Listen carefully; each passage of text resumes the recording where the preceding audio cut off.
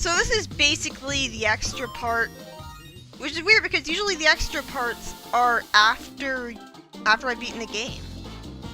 But this is always the point in the game where I just do a whole bunch of hidden islands, like go everywhere I can, mainly because I want to put off the submarine sections for as long as I can.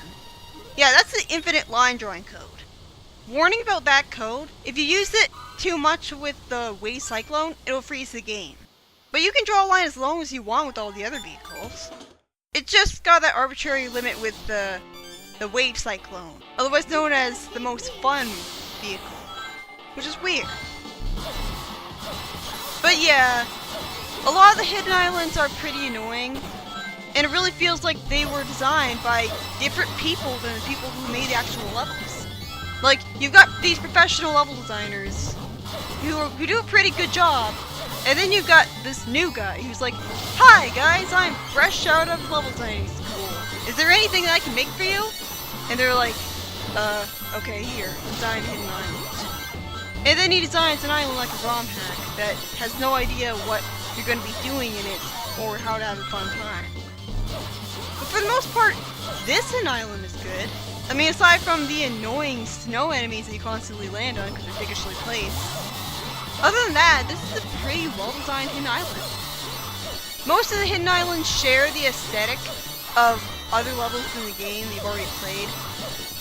But I can forgive that because it's like Sonic Adventure 2, where they had a lot of levels that shared aesthetics, but they had so many levels in that game that it makes sense. Like, that was the only way that they would be able to make that many levels in time. So I can completely forgive it. But yeah, this is basically what I'm going to be doing to completely fill out the sea chart. It's just like my first playthrough. I go through the entire sea with the infinite health hovercraft with the line drawing code enabled. Just to make things easier and quicker for me. Hidden Island 16 is actually pretty unique, in the sense that it's not unique, because it's actually entirely based on Leaf Storm Act 1 in layout. But the problem is, I didn't really notice that the first time I played it. And even the second time I played it, I was surprised to find that out. The problem is that because it doesn't share Leaf Storm's aesthetic or music, I never really found it easy to notice that it was supposed to be based on Leaf Storm. Like, you could say that it's a homage, but because it has the exact same aesthetic as the more generic Hidden Island, it really just comes off as them being lazy and reusing level time, rather than them actually trying to do a homage as a love letter to the previous Rush game. Like, I don't know. I feel like when you need to look up a guide, when you need to look up a trivia page to find out that it's supposed to be a homage, it kind of fails at being a homage, don't you think? Like, it's designed well, it's fun, but it doesn't quite get the feel of the original. It got an S rank because I was so familiar with it already. The Hidden Island's invincibility theme is the percussion of its main music, similar to the invincibility theme of Rush. So, like, there's that. But again, like, it kind of defeats the purpose of the homage, doesn't it? So here's another Hidden Island. This seems to be pretty well designed. Well, aside from the fact that I died. But yeah, this doesn't really seem too bad. Like, I hate the enemies, like, I especially hate the crab enemy. But oh, here we go. Sends you straight into a huge row of crab enemies that you can't easily boost through. And one sends you right on top of one of the crab enemies. Who thought that was a good idea? And I don't really like how you have to jump on top of red things to break through them and get through the level. Like, I don't know, it just feels like it pads it out. It feels like it completely breaks the flow, rather than having a continuous flow where you just constantly go forwards, and there's so many enemies just clustered all over the place. The only redeeming factor about the Hidden Islands is that they're short. I mean, the Hidden Islands really do fall to Sturgeon's Law, where 99% of everything sucks. There's so many of them. So, if you count Hidden Islands as levels, Rush Adventure has the most levels out of any 2D Sonic game. Which is cool, but most of them suck. Because naturally, and I do actually applaud them for this, they put all their best level designers towards the actual zones of the game, and stuck the Hidden Islands with rookies. At least that's what I'm assuming happened. This level seems pretty okay. Like, again, I didn't get to talk much about Machine Labyrinth when I was showing it off, because I was so busy talking about the gameplay changes. That was ridiculous, they sent me. But yeah, Machine Labyrinth is actually my favorite level in the game. I really love how there's so much steam, and you can do tricks off the steam. Again, another ridiculously placed enemies. Like, really? And that, it was so difficult and awkward just for me to avoid landing on the enemy, and then I just fall into spikes. But yeah, Machine Labyrinth is easily my favorite zone in the game, because I just love how there's so many tricks. Like, I love doing tricks off the steam, and I feel like it's the best designed, at least in Act 1 anyways.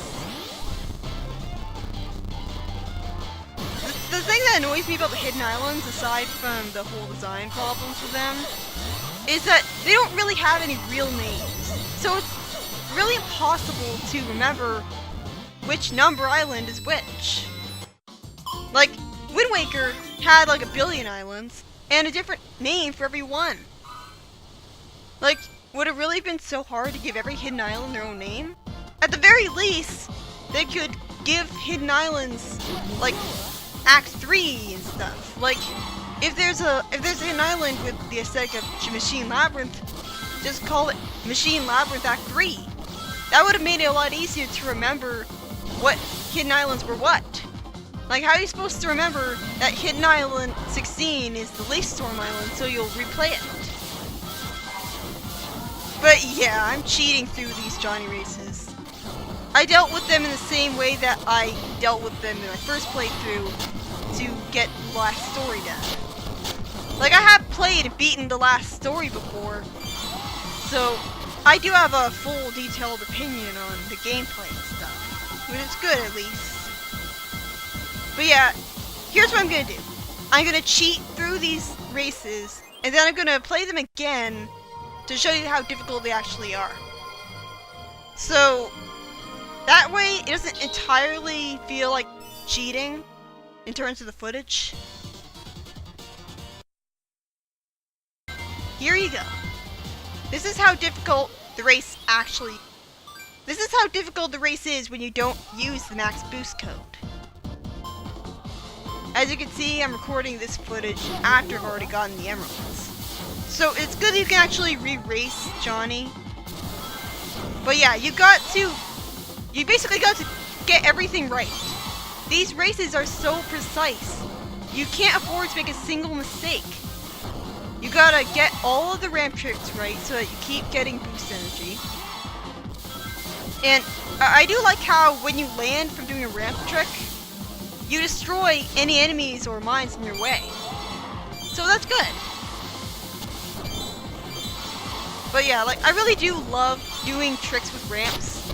Like, you might think that it's difficult because the arrows suddenly appear and there's so many different ways that you can be expected to do the air tricks.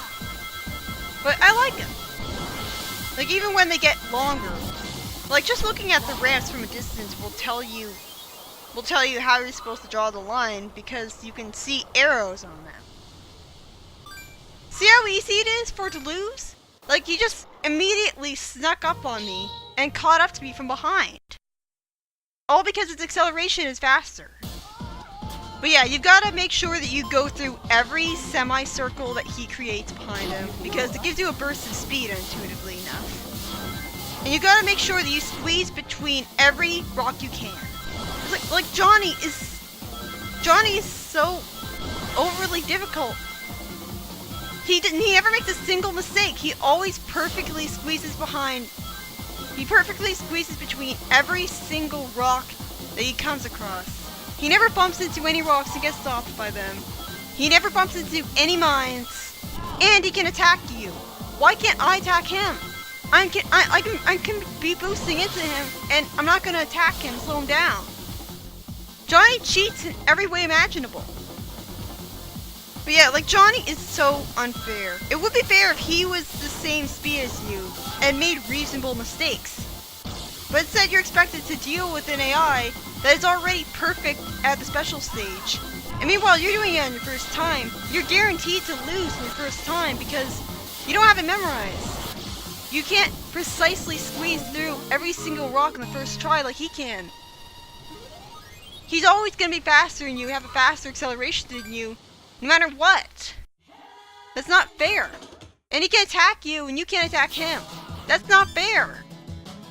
When I have to deal with an AI that perfectly memorized the level right from the start, that shit's not fair. And when I have to deal with an AI that can attack me and I can't attack him, and he knows exactly how to deal with the special stage, getting all the tricks right and everything, that shit's not fair. Almost all of the game's voice clips were recycled from Rush, naturally, since they're both on the same hardware. There are a few new voice clips though, due to, obviously, new characters introduced. The voice of Johnny is actually Jason Griffith. It's pretty obvious because it's very easy to mistake his voice for Sonic's voice, which is pretty surreal. Like, you're racing against a robot that essentially has a voice like Sonic. You'd expect to have Metal Sonic, who's based on him, not Johnny. I like his voice. I think he does a good job acting him. It's the pirate that has really annoying everything. Captain Whisker is voiced by Ron Hurst. However you pronounce that. And you're gonna be really annoyed by one of his most repetitive voice clips later in the game. At least that hidden level was actually pretty well done. But yeah, see how fast his acceleration is right from the start? And it's impossible for you to start out with boosts. Like, you'd think that you'd be able to upgrade the watercraft to make it so that you can attack him, or you start out with boosts. But no. And I'm pretty sure that you can start out this race with the same amount of health that you had if you took the Wave Cyclone to get here. Yeah, you also don't want to run out of health in these things, because that's something that can happen. You can run out of health, and then have to do the whole thing again. You can't afford to make a single mistake. You gotta collect every single ring so that you can keep your boost energy up. Don't bump into a rock, or you'll probably lose. Hit every dash pad that you can, even though the dash pads don't really feel like they give you a proper burst of speed at all, even when you're not boosting. You gotta save your boost for exactly the right time, because if you just boost forever, then you're gonna run out of it, and you're gonna not have it when you really need it. You should probably boost in the times where you're going through a line of rings constantly.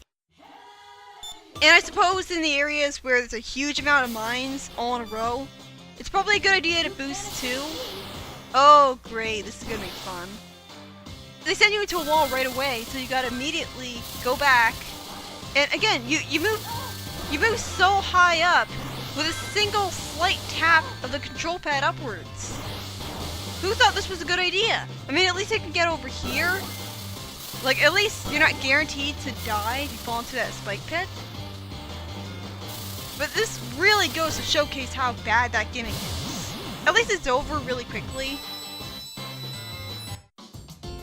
That's a positive thing I can say about all of the Hidden Islands. At least they're over with really quickly. So now we've reached another Hidden Island. And I'm not really sure if this is going to be the only part that showcases Hidden Islands in it. I know for a fact that there was a whole part dedicated to them though. You can't escape me. This level seems to be done pretty okay, except for that cheaply placed enemy. When you get bounced upwards by the mushrooms, you don't boost anymore, so you get bounced upwards into the enemies. That's great design. There seems to be an entire level based around the mushroom gimmick, which wasn't really that great to begin with. Why are there enemies in a place like this? something I haven't talked about yet. Like, I compared Blaze to Elise in my Sonic Rush playthrough, and that she's emotionally suppressed and has to be that way so she won't bring on fiery destruction. And she's a princess, of course. But what I haven't talked about yet is her similarities to Shadow. Like, just like Shadow, Blaze is a serious character who is very powerful, and like there's a lot of things that make her similar to Shadow. She's basically Shadow without a tragic backstory and an edgy design and without less morally restrained behavior. But unlike Shadow, she's kind of pointless in the grand scheme of things.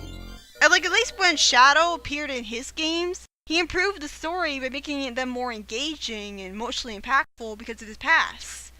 But with Blaze, she, even in the games that she appears in, she doesn't do anything at all to make the stories not terrible. Blaze only appears in a few games, and those games have terrible plots even with her in them. So, people like Blaze a lot more than Shadow, even though ultimately Blaze is pointless in the grand scheme of things. While Shadow at least improved the stories of the game he was in, at least he appears more.